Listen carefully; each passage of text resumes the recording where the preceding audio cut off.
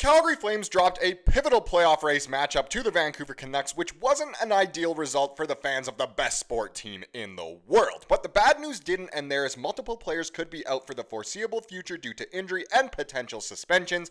But not is all bad, as we also have a fantastic prospect update. We're going to get into all that and more in this video, but first I want to welcome you to Flames Digest. I'm Mark Griffith. If you're new around here and you love the Flames, make sure you subscribe so you can stay up to date on all the latest news, updates, reports, and rumors revolving around your Calgary Flames. We would love to welcome you to the Flames Digest family. We have a lot of hockey to talk about in this video, but first I want to share a special message with you.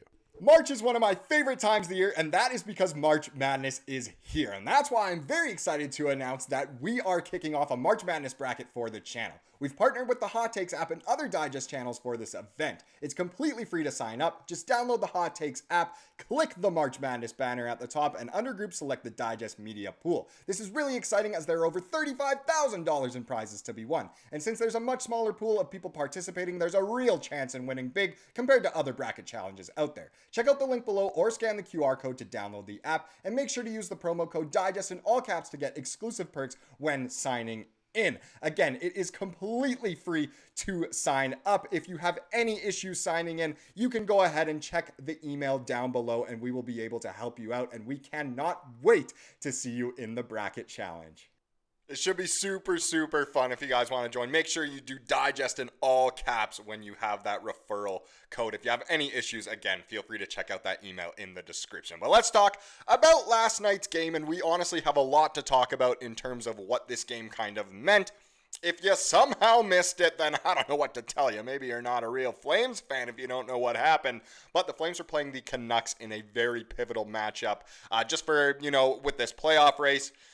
Two teams very close, gunning it out against each other, but the Flames dropped this one to Vancouver in the shootout, which really hurts. It's a tough loss to take. Is it the end of the world? No, of course not. They're actually tied on points now in the standings. The Flames still, of course, do have a game in hand, but the Flames looked like they were in the driver's seat of this one, with how well Huberdeau was playing, and the score was in our favor at certain points. But if there's just a couple things I wanted to take a look at here before we get into the box score. So first up, if you look at the shots on goal, the Calgary Flames fell asleep in the third period, which is, kind of been a problem lately. I'd say over the past few months here, especially in 2025, the Flames have not been able to finish games. And this one, it didn't even make sense because Vancouver was supposed to be the tired team, but no, it was the Flames who kind of fell asleep in the third. And honestly, watching that third period, it seemed like Vancouver definitely wanted to win more and be in the playoffs more. Another crazy stat is the Flames actually won in the face-off dot last night, which is more unheard of than anything else this season, really. And even when they had the face-offs going their way, they still couldn't make it happen, which was, just really too bad at the end of the day. Hits, the Flames did out-hit the Canucks, which the Flames usually are the more aggressive team, but when you're playing against Kiefer Sherwood, you expect him to get 18 hits per game on his own. But either way, this game, it did have a little bit of everything. There was definitely some aggression, there was physicality, there were, obviously highlight reel goals, and we'll get into it in a little bit, but injuries and potentially suspensions coming out of this. But let's get into the box score here. Dustin Wolf, 3 goals against on 31 shots, did make the 28 saves for the .903 save percentage. He honestly played well. Did he play well enough to get the win? He almost did. I guess he's not the best shootout goalie, which is something we're learning, which is a little bit too bad.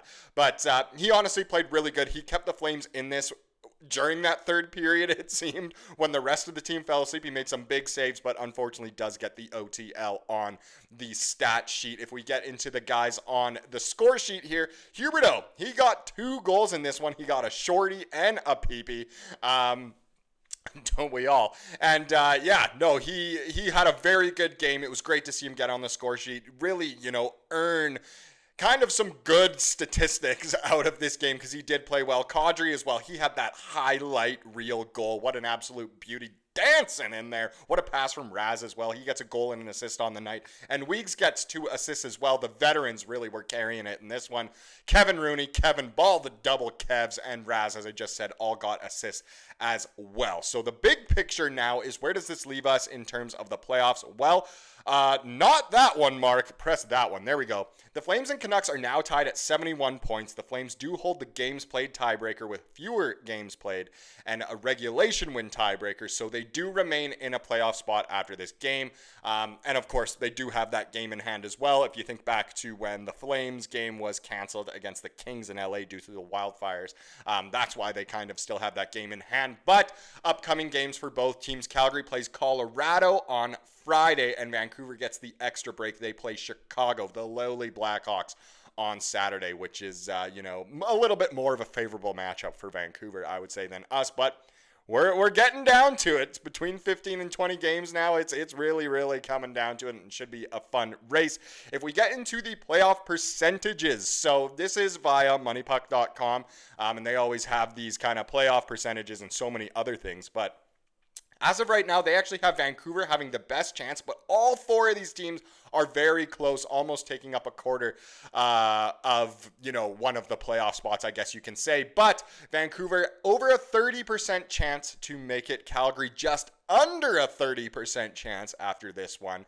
St. Louis at 29.3, so just under those two teams. And then Utah at 24.8% chance of making the playoffs. And this is to make the playoffs. This isn't just to get the second wildcard spot. That's why that obviously equals over 100. But it is interesting to know, the Flames just under the Canucks, but it is so close. Really a three-horse race, and Utah is staying in it as well. So it really is going to come down to the wire from, if you try and take an unbiased perspective, this is a really, really good playoff race. But I do have some updates for you, and this is kind of, not the most ideal news here, as the Flames could kind of be out from a couple players. I showed this for a second earlier, but per the league, Flames forward Connor Zary will have a hearing for his hit on Canucks defenseman Elias Pettersson on Wednesday night. Non-zero chance Flames could be without Backlund injury. I'll get into that in a second. And Zary potential supplemental discipline on Friday against Colorado. So that's why this isn't ideal. A lot of Flames fans are saying, no way, we can't really be losing these guys. And if Backlund is out and Zary stays in, does Zary go to the center position? It'll be interesting to see. But for those of you who missed it, Zary, Pettersson had a pretty nice hit on Kadri. I got to be honest, it was a great hit. Zary decided to go after Pettersson, which was great to see him stand up for his teammate, but it seems as though he could face some supplemental discipline.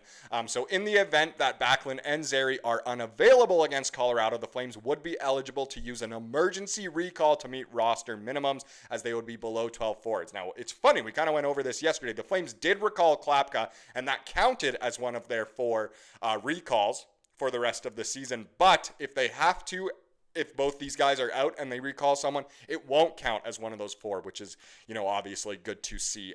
Further on Backlund, though, a little update on his injury is that there is no update from Ryan Huska on Michael Backlund's injury status. He left after playing 4 minutes in the first period due to an upper body injury. Kind of weird play. It didn't seem like he'd be hurt, but who knows? He's been hampered. He's not hammered. He doesn't drink. He's been hampered by injury all season long, but this was the first time he removed himself from a game. So that's when you know he's really hurt. Another quote here, I just like this quote from Weegs about the game. So whenever you lose like that, it's an opportunity missed. Ultimately, that's a 3-point loss, not 1. That was Weegar after the Flames lost the proverbial 4-point game to Vancouver, 4-3 in a shootout. So it ended up being a 3-point swing, since the Flames did get the Daryl Sutter point. But either way, I thought that was a good quote, and it just really does boil down to that. It was a tough loss to take. This could have been a huge 4-point swing, but it was not. Now, to just kind of keep things positive, let's get into some Mews news. Who doesn't love talking about some of our prospects, especially good old Hank? So a top prospect in the Flames system, may be taking strides to better his development. Henry Mews looks to be on the move from the OHL to the NCAA. And there's an article that you can go ahead and see. It's on the win column. We're going to get into just a couple screenshots from this article, but it is very interesting to note that, he obviously isn't going to be with the Flames next season, so why not go from the OHL to the NCAA, where you really can get, more development, play against, some would argue higher skill. I'm not too sure about that, but definitely more men compared to some of the kids in the OHL. But either way, what does this mean for the Flames? So there are risks involved if Mews Mews goes to the NCAA. For the Flames, Mews now has a window in which he can play in the NCAA, and if he chooses not to sign with the Flames after completing his college career, he can choose to sign with any team as a UFA. So that's the risk in this, but I don't really see that happening. So further beyond that, this is nothing but good news for the Flames prospect. He gets a chance to play against that for competition. Well, I don't even know. Does that make sense? He gets a chance to play against good competition and to grow and develop in a tougher league. In a perfect world, he stays there for 2 more years, increasing his ice time each year before jumping over to the AHL and then the NHL. That really is the ideal path at this point for him. Mews projects as an offensive second or third pairing D-man who can quarterback a power play and also hold his own in his zone. With the right development, he should reach there in 3 to 4 years. All the best to Mews and wherever he lands next season. And all of that is obviously very true. In a system where he's dominated at the OHL, not quite to the level of Perek, who he definitely projects as a top pairing guy. Not bad to have Mews kind of as a sidekick, could be on the second or third pairing. And that's not a terrible timeline either. 3 to 4 years. I'm hoping it's closer to 3 that he's ready, maybe 4 before he, actually gets in. But either way, some good news overall. And if you go to a Sudbury game, is that who he's on now? Yeah, if you go to a Sudbury Wolves game and you don't see him next year, well, there you go. That's why. Now let's wrap up this video with the comment of the day, as we love to do here on the channel. It comes from yesterday's video, of course, and it comes from Jason. Jason said, Clapper needs to be a regular. That combo of size and skill just doesn't grow on trees. And you are definitely going to get your wish if Backlund and Zary are out. Klapka will definitely be with the team, but it is true. I think the Flames should utilize him a little bit more. He really can make a difference. He throws the body around when he needs to. Not that he does it much, and he obviously has the skill as well to back it up. So hopefully we see him soon. Thank you so much for watching this video. Please subscribe like we saw here today, and have a wonderful rest of your day.